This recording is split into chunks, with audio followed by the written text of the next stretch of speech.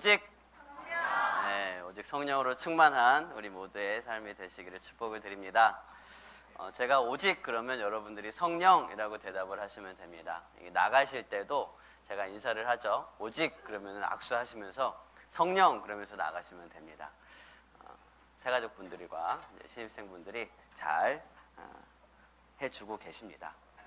성령으로 충만하시길 바랍니다. 네, 오늘 우리에게 주시는 하나님의 귀한 말씀입니다. 누가복음 13장 18절에서 19절입니다. 누가복음 13장 18절에서 19절을 우리 한 목소리로 같이 읽도록 하겠습니다. 신약 117쪽에 있습니다. 117쪽에 있습니다.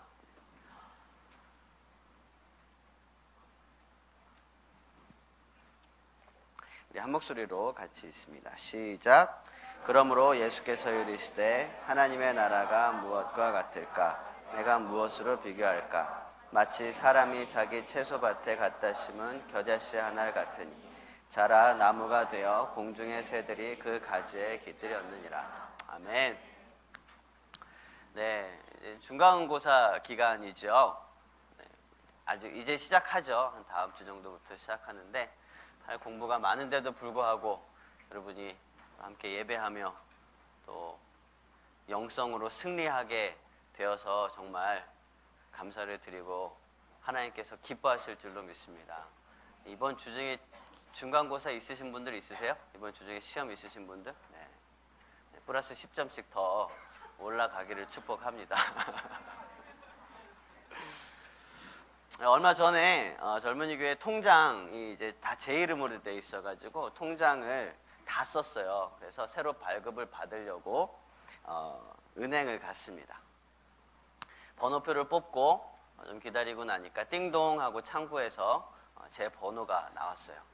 그래서 제가 그쪽에 가봤습니다. 근데 직원이 신입 직원이었는데요. 딱 봐도 굉장히 젊은 청년이었습니다. 그래서 이 직원도 우리 젊은이 교회에 나왔으면 좋겠다. 이 자리에 아직은 안 왔습니다. 근데 이 자리에 참 왔으면 좋겠다 그런 마음이 들었어요. 그래서 한번 복음을 전해야겠다, 전도해야겠다. 전도가 안 되면 인도라도, 교회라도 이렇게 오라고 얘기를 해봐야겠다 그러고 기회를 보고 있었습니다. 이 젊은이 교회 통장을 자주 정리를 안 하고 이제 인터넷 뱅킹만 계속 하다 보니까 이 목록에 굉장히 많이 쌓인 거예요. 그래서 한 3권, 4권을 찍어야 되는 그런 상황이 됐어요. 다행히도. 시간이 많이 남은 거죠.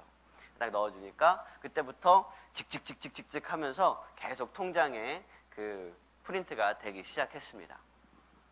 시간이 점점 이렇게 지나가고 2권, 3권 지나가는데 제가 어떻게 말을 먼저 꺼내야 될까 참 고민을 하고 이렇게 솔직히 용기가 좀 안 나기도 하고 목사인데 그래요.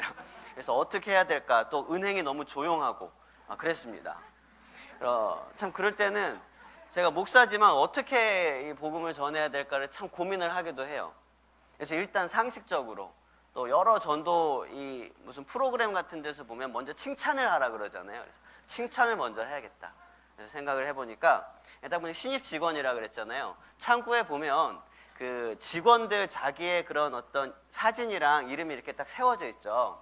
딱 세워져 있는 그 사진에 보니까 이 자매가 머리가 길어요. 근데 이 사람이 신입이니까 명찰도 하고 있거든요. 명찰에 보니까 이 사진은 머리가 짧은 거예요. 그런데 지금은 머리가 짧은 거예요. 그러니까 머리가 길 때 이 사람이 사진을 찍어 놓은 거를 갖다가 이제 여기 창고 앞에 배치해 놓고 머리가 짧을 때 사진 찍은 거를 신입 배지에 달아놓은 거예요. 긴 머리 짧은 머리를 다 본 거죠. 저는 사진으로. 참 그렇죠. 그러고 제가 이제 칭찬을 하려고 그러는데 지금 머리가 길어 짧아요. 짧다 그랬잖아요. 그러면 머리가 짧은 게 잘 어울려야 돼요? 긴 게 잘 어울려야 돼요?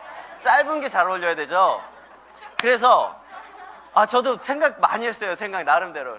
지금은 짧다고 칭찬을 해줘야 되겠다. 오랫동안 이렇게 침묵을 하다가 한마디를 던졌습니다. 긴 머리보다 짧은 게 더 잘 어울리네요. 이렇게 딱 얘기를 했어요. 그랬더니 이 직원이 진짜 이 표정으로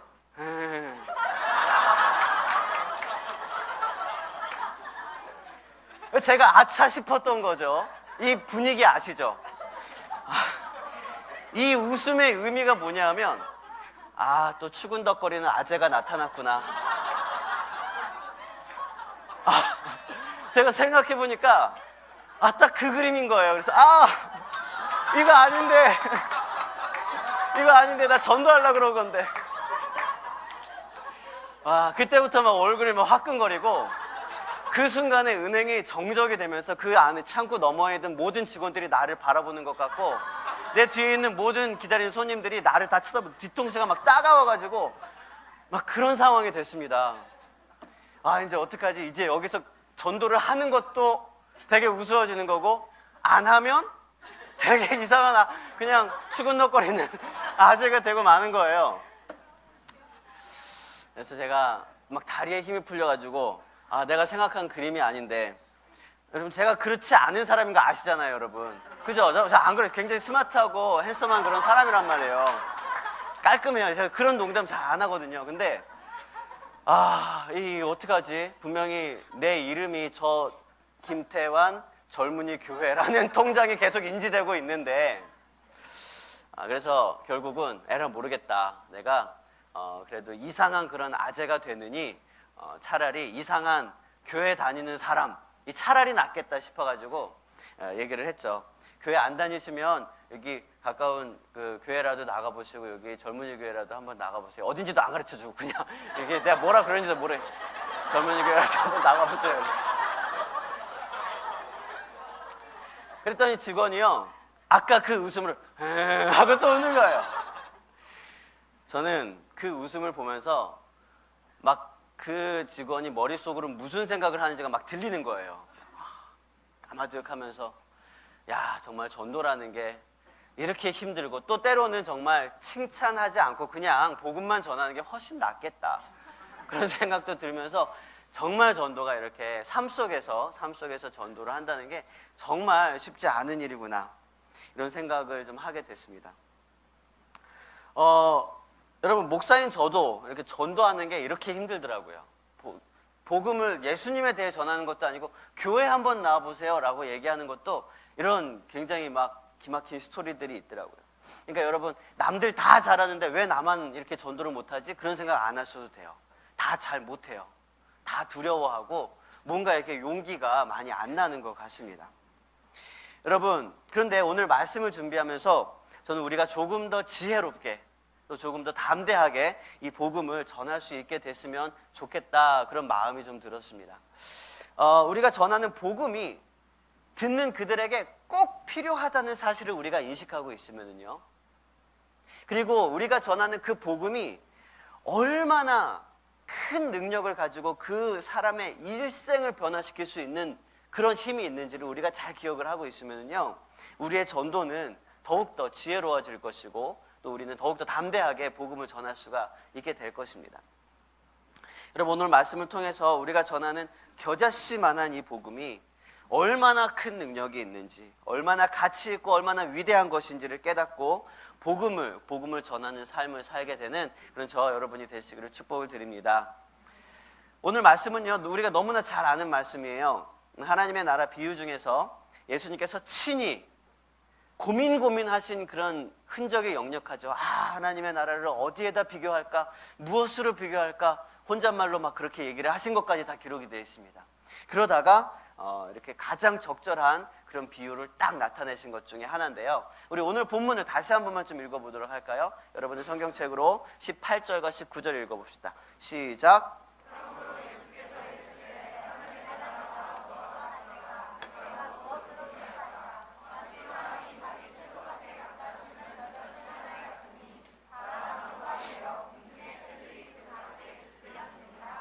아멘.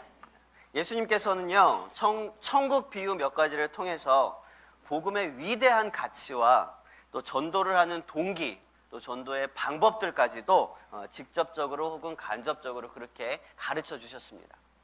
오늘 말씀을 통해서는요, 예수님께서 전도할 때 우리 오르미 용어로 꿀팁을 몇 가지 알려주신 거예요. 전도의 꿀팁. 오늘 이 꿀팁을 가지고 삶 속에서 지혜롭게 복음을 전할 수 있는 그런 우리 모두가 되시길 바랍니다. 전도의 꿀팁 첫 번째는요, 우리 따라해 봅시다. 자기 채소밭에 심어라. 네, 자기 채소밭에 심어야 되는 거예요. 오늘 이 겨자씨 하나를 어디다 심었다고 되어 있습니까? 오늘 말씀 보니까 자기의 채소밭에다가 씨를 심었대요. 씨가 내 씨라고 해도 이걸 남의 채소밭에다 갖다 이렇게 심어도 되는 겁니까? 안 되죠. 심고 있으면 아저씨 뭐 하시는 거예요? 쫓겨날 수도 있고, 심고 있으면 그 밭 주인이 와서 밭을 다 갈아 엎어버릴 수도 있고, 이 씨가 더 이렇게 깊이 뿌리 내려서 물론 자라날 수도 있지만 더욱더 안전하고 확실하게 이 나무가 맺히기 위해서는 어디에다가 자기 채소밭에다 심어야 된다는 것입니다. 이거는요, 우리 지역에서만 전도하자, 우리 공동체에서만 전도하자, 그런 의미가 아닙니다. 그런 의미가 아니고 모든 것을 우리가 전도할 때에 합법적으로 하자는 것입니다. 합법적으로, 합리적으로 전도를 하자라는 것입니다. 물론 이 세상 법이 있고요, 이 나라의 법이 있습니다. 그리고 하나님 나라의 법이 있습니다. 어느 게 더 높습니까? 하나님 나라의 법이 더 높습니다. 이 세상 법이 있고 하나님 나라의 법이 있는데, 하나님 나라의 법이 이 세상 법 위에 있습니다. 그럼 우리는 어떤 법을 지키면서 살아가야 돼요? 하나님 나라의 법을 지키면서 살아가야 합니다. 이 세상에 어떤 좋은 법들 참 많이 있습니다. 법들도 있고요, 어떤 윤리 도덕적인 원칙들도 있습니다. 그리고 어떤 자연 원리들이나 그런 자연 법칙들도 있습니다. 그러나 이 모든 법들은요, 다 하나님의 법 아래에 있습니다. 그러나 이 세상은요, 기본적으로 돌아가는 여러 가지 이 세상 안에서의 원리 원칙들이 있어요. 이런 대부분의 원칙들은요, 하나님의 허락하심 안에서 세워진 원칙들입니다. 비록 이 원칙들이 하나님 나라의 법칙과 위배된다 할지라도 심지어는 그것은 하나님의 허락하심 안에서 운용되는 것들이에요. 이거는 우리가 조금 더 나중에 여기에 대해서 자세히 할 시간이 있으면 또 말씀을 드리겠습니다. 그래서 하나님께서도요, 기본적으로는 이 세상에 만들어 두신 여러 가지 법칙 안에서 하나님께서 역사를 해 나가십니다. 자연 법칙 안에서, 또 이 세상 법칙 안에서, 또 이 나라 법 안에서 이렇게 역사를 많이 해 나가십니다. 물론 하나님께서 필요하실 때는요, 이런 법칙들을 뛰어넘어서 행하실 때도 있어요.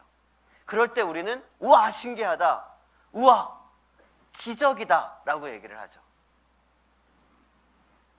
그러나 대부분 하나님께서는요, 이 모든 자연과학 법칙들, 이 모든 세상의 윤리 법칙들 안에서 역사하고 계시다는 것입니다. 왜 그러실까요? 그 질문에 대한 대답은요, 왜 우리가 합법적으로, 합리적으로, 상식적으로 복음을 전해야 하는가에 대한 이유와 같습니다. 그것은 우리가 그렇게 합법적으로 복음을 전할 때, 합리적으로 복음을 전할 때 그들이 더 잘 듣기 때문입니다. 그들이 더 잘 듣고 마음의 문도 더 잘 열어줄 수 있기 때문이에요. 이 세상의 법칙들은요, 하나의 약속과 같습니다. 그리고 우리가 오히려 이러한 약속들 안에서 복음을 전한다면 우리는 더 확실하게 전할 수 있고요, 더 담대하게 전할 수 있고요, 더 지속적으로 복음을 전할 수가 있게 된다는 것입니다. 쉽게 얘기하면 이렇습니다. 우리는 하나님 나라의 통치를, 하나님 나라 법의 통치를 받는 사람들이지만 우리 앞에 이 세상 법이 있다면 우리는 복음 전파를 위해서 이 세상 법을 이용할 수 있다는 것입니다. 우리 고린도전서 7장 말씀을 함께 읽어봅시다. 시작. 부르심을 받았느냐? 염려하지 말라. 그러나 내가 자유롭게 될 수 있거든 그것을 이용하라. 그렇습니다. 우리는 우리에게 주어진 이 세상의 권리들이 있어요. 이 권리들을 복음 전하는 데에 이용할 수 있다는 거예요. 우리가 잘 쓰는 말이 한국말이죠. 이 한국말을 복음 전하는 데에 이용할 수 있다는 겁니다. 또 전기를 가지고 빛을 내고요, 또 마이크를 가지고 확성을 시킬 수가 있습니다. SNS를 가지고 인터넷으로 빠르게 우리가 우리의 메시지를 전할 수가 있습니다. 이 모든 것들을 우리는 활용해서 복음을 전할 수가 있다는 거예요. 복음 전하는데 이용할 수가 있다는 것입니다. 마찬가지로 우리는 이 세상의 법들을 잘 활용을 해서 더 잘 복음을 전할 수 있다는 것입니다. 아까 우리 현재 전사님이 그 다니엘 김 목사님, 선교사님에 대해서 이 얘기를 했습니다. 물론 다니엘 김 선교사님도 그 카페에 딱 들어가면서 우와, 임현지 전사님이 있네. 그러면 깜짝 놀라면서 굉장히 영광스러워했을 거예요. 그래서 이제 어떤 그런 만남이 이제 계기가 돼가지고 이제 선교사님이 우리 수련회 때 강사로 오시게 됐잖아요. 선교사님 오셔서 약간 강사로 이렇게 말씀 전하시기 전에 잠깐 이렇게 이야기를 나눌 수 있는 시간이 되었습니다. 그래서 저도 이제 몇 가지를 물어보고 또 대답도 듣고 그런 시간이었는데요. 그분이 어린 시절의 일이었대요. 이거는 이제 그분의 책 철인이라는 책에도 나오는 스토리이긴 한데, 이분이 어린 시절 일본에서 노방전도를 했습니다. 일본에 살 때 노방전도를 했어요. 누가 시킨 것도 아닌데 막 뜨거운 열정을 가지고 전도를 했습니다. 근데 이게 일본에서는 거리에서 전도를 하는 게 불법은 아닙니다. 그런데 어떤 건물로 들어가서 전도를 하려면 건물주에게 허락을 받아야 됩니다. 그러니까 허락 없이 들어가서 전도하는 건 불법이 되는 겁니다. 그래서 이 선교사님이 노방 전도를 하려는 그곳에 보니까 이게 그런 곳이 있잖아요. 건물과 건물이 있고 이게 밑에는 거리인데 위에는 다리로 이렇게 연결되어 있는 곳들 알죠? 뭐 중앙동에도 있나 모르겠어요. 이렇게 딱 연결되어 있는 곳이 있습니다. 그런데 이 다리 아랫부분은 분명히 똑같은 거리인데도 이 다리 아랫부분은 건물에 들어가는 거예요. 그래서 몰라, 일본은 그런가 봐요. 그래서 거리에서 전도를 하려면 지붕이 없는 다리 밖에서 해야 되는 겁니다. 거기서 이제 열심히 전도를 하다가 비가 옵니다. 그러면 어떻게 해야 돼요? 잠깐 다리로 들어갈 수도 있잖아요. 근데 다리로 들어가서는 노방전도를 못하게 되는 거예요. 원칙상으로. 사실은 눈 그냥 살짝 감고 이렇게 들어가서 할 수도 있었지만 이 선교사님은 합법적으로 하기 위해서 다리 안으로 들어가지는 않았다고 합니다. 계속 끊임없이. 그렇게 하기 때문에 비가 와도 눈이 와도 꾸준히 그렇게 전도를 하는 것에 대해서 아무도 법적인 제재를 가할 수가 없었다는 거죠. 그래서 더 지속적으로 할 수 있었고 그 지역을 복음화시킬 수 있었다라고 이야기하는 것을 들었습니다. 많은 선교사님들이 복음을 전하러 해외로 나갑니다. 그런데 나가자마자 막 복음을 전하고 그러지 않아요. 처음에는 조금 더 살고 조금 더 그 문화 안에 흡수되어 있고 그들의 언어를 배우고 그렇게 한 걸음 한 걸음 가다가 이제 마지막에 그 삶으로 복음을 전하고 또 그들을 가르치고 이렇게 키워나가는 모습들을 봅니다. 이 선교사님들이 극단적으로 복음 전파의 방법을 쓰지 않는 이유도 마찬가지입니다. 그들의 문화, 그들의 법, 그들의 생각을 존중해주면서 그것을 통해서 그들에게 복음을 전하면 그들의 마음이 열리고 그들의 귀가 열린다는 거죠. 여러분, 우리가 양보하지 말아야 할 것을 양보하지 않기 위해선 양보해도 되는 것들은 다 양보해 주어야 합니다. 그래야지 우리가 양보하지 말아야 될 거를 양보하지 않을 수가 있습니다. 별것도 아닌 거에서다가 우리가 목숨 걸고 사소한 것에다 고집 부리고 그래, 내가 어떤 사람인지 한번 봐라 라고 하면서 막 그렇게 싸울 필요가 없다는 겁니다. 여러분, 우리에게 불법적인 곳과 합법적인 곳이 있다면 우리는 합법적인 곳에서 전도를 하는 것이 훨씬 더 지혜로운 것이겠죠. 그러나 확신해야 할 것이 있습니다. 하나님 나라의 법이 이 세상 법보다 더 위에 있다는 거예요. 그래서 때로는요, 이 세상 법에 의하면 복음을 전혀 전하지 못할 때도 있습니다. 역사적으로 그런 때도 있었고 지금 현재도 그런 지역들도 있습니다. 그런 때에는요, 우리는 이 세상의 법이 아니라 하나님 나라의 법을 지켜야겠죠. 그렇게 되면 어떻게 됩니까? 거기에 응당한 처벌을 받게 됩니다. 하나님께서는요, 그 처벌을 통해서라도 복음이 전해지기를 원하시는 것이었습니다. 예수님께서 십자가에 달리신 것도 사실은 이 처벌의 일환으로, 이 세상법의 처벌의 일환으로 십자가에 달리신 것입니다. 때로는 어떤 문화권에서는 복음을 전하는 대가로 생명을 내어놓아야 할 때도 있습니다. 하지만 너무나 감사하고 너무나 우리에게 큰 은혜인 것은 지금 이 나라, 이 시대 안에서는요, 우리가 복음을 전할 때에 어떠한 제지도 받지 않는다는 것입니다. 물론 불법적인 그런 복음 전파들도 있어요. 하지만 그렇지 않고 지혜롭게 복음을 전할 수 있는 방법도 굉장히 많다는 것을 우리는 기억하고 있어야 돼요.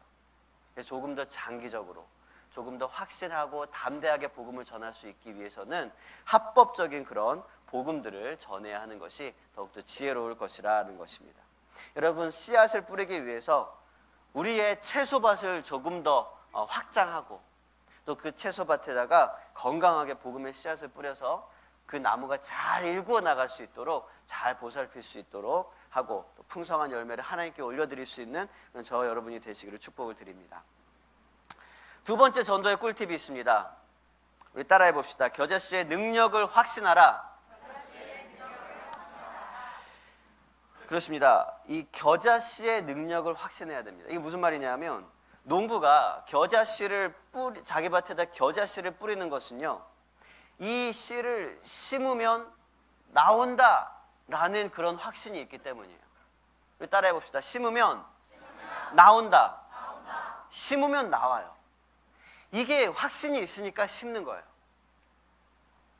그런데요, 여러분, 진짜 우리가 뿌리는 씨앗이 다 심으면 나오답니까? 아닐 때도 많죠. 물론 있을 때도 있지만 아닐 때도 많아요. 중고등학교 때 공부 열심히 해야 되잖아요. 열심히 했잖아요, 우리는 또 나름대로. 근데 그 열매가 그렇게 잘 거치던가요? 분명히 심었는데 안 거칠 때가 또 많은 것 같아요. 그런데요, 우리가 기억할 것은요, 복음을 전할 때도 마찬가지지만 모든 씨가 다 열매 맺는 건 아닙니다. 하지만 모든 열매는 분명히 씨앗에서 나온다는 거예요. 우리가 오늘 뿌리는 이 씨앗이, 이 복음의 씨앗이 열매 맺지 못할 수도 있습니다. 어떤 건 뿌리자마자 바람에 휙 날아가 버릴 수도 있고요. 어떤 건 뿌리자마자 새들이 와서 쪼아 먹어 버릴 수도 있고, 어떤 건 뿌렸더니 그곳이 돌밭이나 가시 덤불일 수도 있습니다. 그러나 그럼에도 불구하고 우리는 씨앗을 뿌리고 그 씨앗을 심어야 합니다. 왜냐하면 모든 나무는요, 모든 열매는요, 누군가 뿌려놓은 이 씨앗에서부터 자라나기 때문입니다. 여러분, 그 믿음, 그 확신을 가지고 날마다 씨앗을 뿌릴 수 있는 그런 우리 모두가 되시길 바랍니다. 그런데요, 이 겨자씨라고 하는 것이, 여러분 본 적 있어요? 겨자씨? 겨자씨라고 하는 것이 인터넷이나 뭐 이렇게 영상이나 아니면 가끔씩 어떤 교회 학교에서도 이렇게 보여주기도 하는데요, 이 겨자씨가 되게 쬐끔해요. 되게 쬐끔해요. 근데 이걸 원어로 보면은요, 예수님이 진짜 얘기하셨던 겨자씨는요, 그렇게 작은 건 아니었어요. 조금 컸어요. 근데 어쨌든 이 겨자씨, 근데 왜 이 겨자씨라고 했는가? 겨자씨, 이게 사실은 그 당시에 자주 얘기했던 그런 관용적인 표현이었어요. 우리는 뭐라고 합니까? 작은 걸 갖다가 콩알만 하다고 하잖아요. 콩알만 하다고. 근데 콩알이 작아요? 콩알 생각보다 큽니다. 콩알보다 더 작은 것도 굉장히 많아요. 미세먼지만 하다고 한다든지, 뭔가 플랑크톤 같다, 뭐 이렇게 표현하면 더 정확하잖아요. 플랑크톤 같다. 근데 그렇게 얘기하지 않고 어르신들은 그냥 콩알만 하다라고 표현을 합니다. 이게 관용적인 표현이잖아요. 왜 그렇게 표현을 합니까? 그만큼 작다는 걸 나타내려고 그러는 거예요. 작다는 걸. 여기서 예수님이 겨자씨만한 것, 겨자씨 한 알이라고 표현한 것도 뭐냐면요, 겨자씨가 이만하다, 요만하다, 이만하다, 요만하다, 그걸 말하는 게 아니라 작다는 걸 말하는 거예요. 작다는 걸.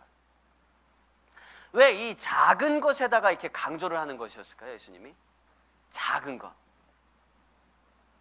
왜냐하면 이 작은 것이 심겨지면 굉장히 크게 되더라, 이것을 말씀하시고자 한 것입니다.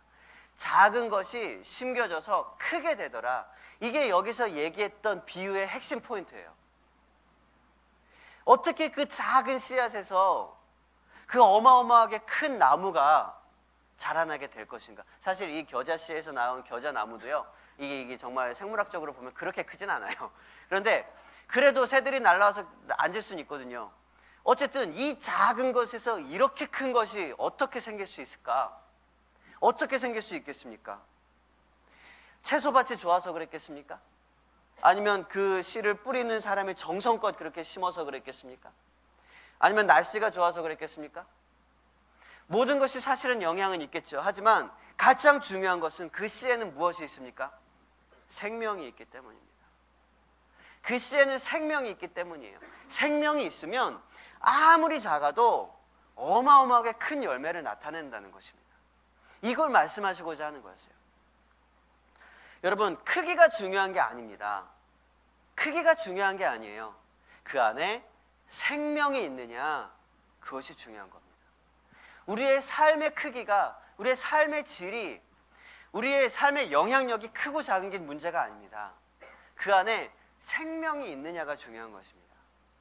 아무리 왕이고 귀족이면 뭐합니까? 미라로 그렇게 관 속에 있으면 무슨 이게 영향이 있겠습니까? 하나도 안 부럽지 않습니까? 생명이 있는 것이 중요한 것입니다. 처음에 제가 그렇게 부끄럽게 전했던 그 복음이 분명히 저는 그 직원의 삶을 변화시킬 능력이 있다고 믿습니다. 지금은 물론 좀 이상한 아저씨가 되어 있지만 언젠가 그 자매가 돌이켜서 정말 주님께로 나왔을 때, 그래, 지나가던 그 어떤 아저씨가 나한테 복음을 전한 적이 있었어 라고 그렇게 분명히 얘기를 할 겁니다. 언젠가 이 자리에 와서 앉으실 수도 있습니다. 근데 여러분, 우리는 이제 우리가 전하려고 하는 그 복음이 얼마나 큰 능력이 있는지, 그 생명의 능력이 있는지를 알아야 됩니다.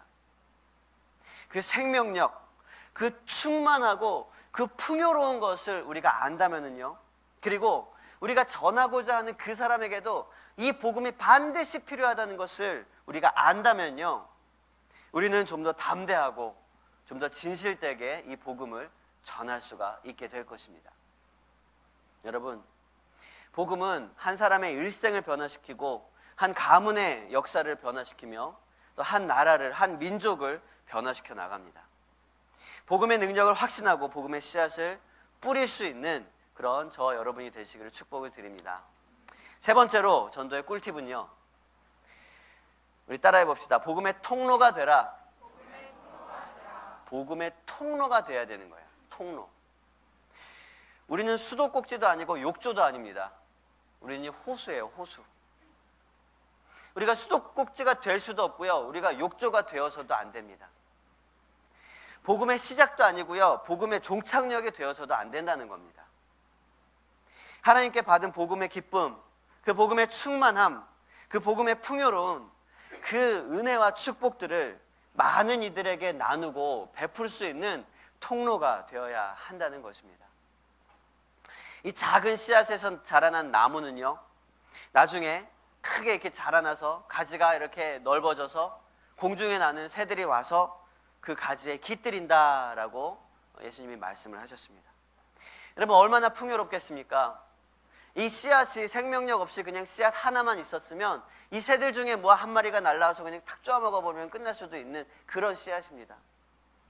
그런데 그 씨앗이 땅에 버려져서 심겨져서 뿌리를 내리고 쑥쑥 자라날 때에 큰 나무가 되고, 그 나무에는 이런 새들이 수십 마리가 날라와서 깃들일 수 있는 평안한 안식처가 되더라는 것입니다.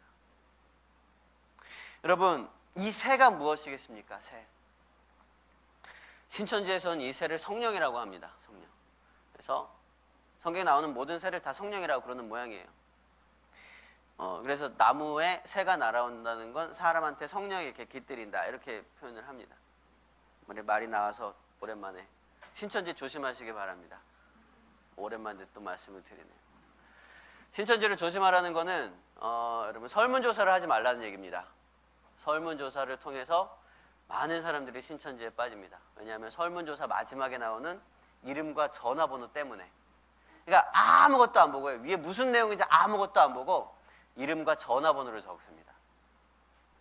이름과 전화번호가 중요한 거예요, 신천지들한테는. 이름과 전화번호. 설문조사는 그냥 여러분 하지 마십시오. 안 하면 됩니다. 그리고 복음방에 가지 마십시오. 복음방.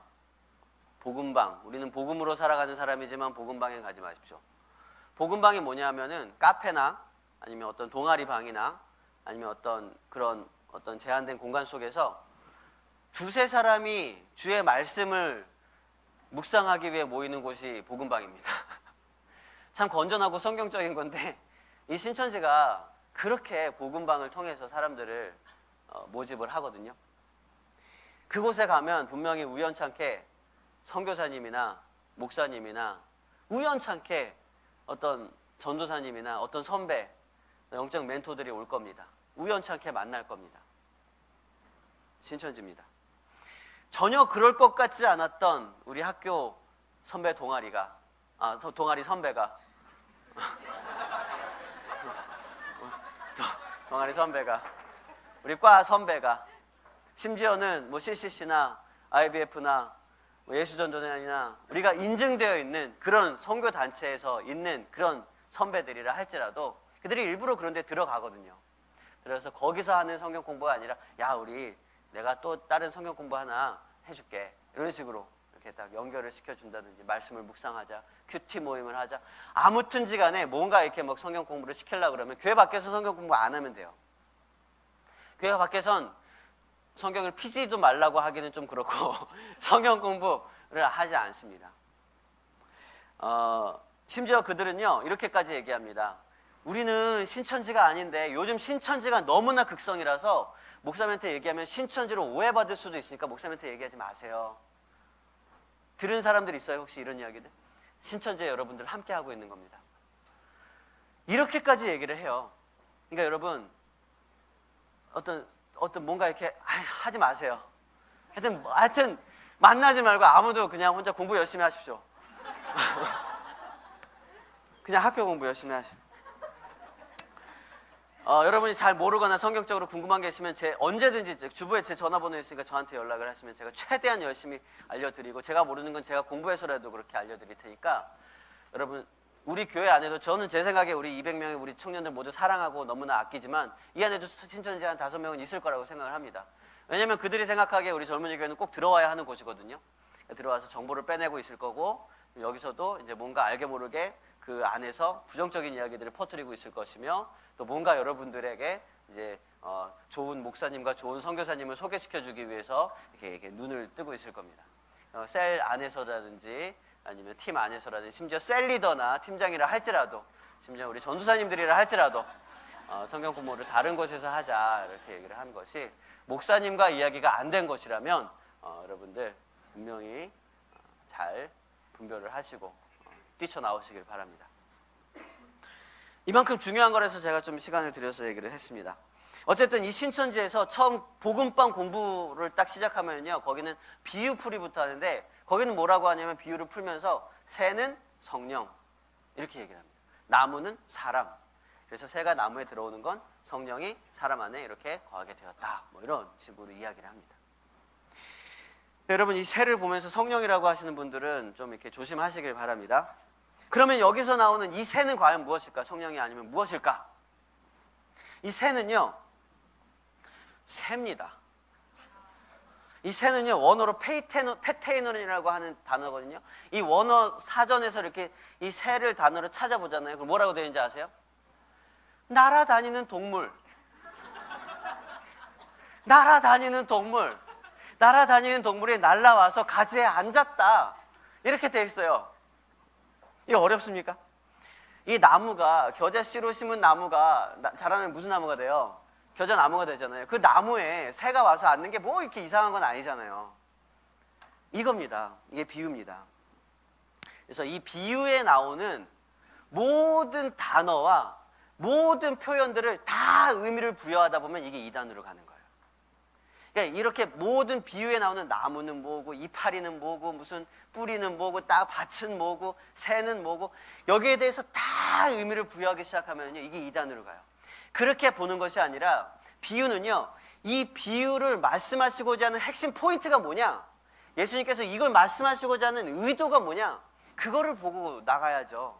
그걸 보고 나가야지 단어에 집중하다 보면 이게 이단이 되는 겁니다. 그러면 이 비유에서 말하고자 하는 핵심 포인트가 뭐냐, 이렇게 작은 씨앗이 이렇게 큰 나무가 되었다 이겁니다. 이게 마치 이것이 뭐랑 같다고요? 하나님 나라가 마치 이것과 같다라는 것입니다. 이 작은 씨앗이 이렇게 큰 나무가 됐는데 그렇게 큰 나무를 표현하다 보니까 새들이 와서 앉더라, 이렇게 얘기를 하는 것입니다.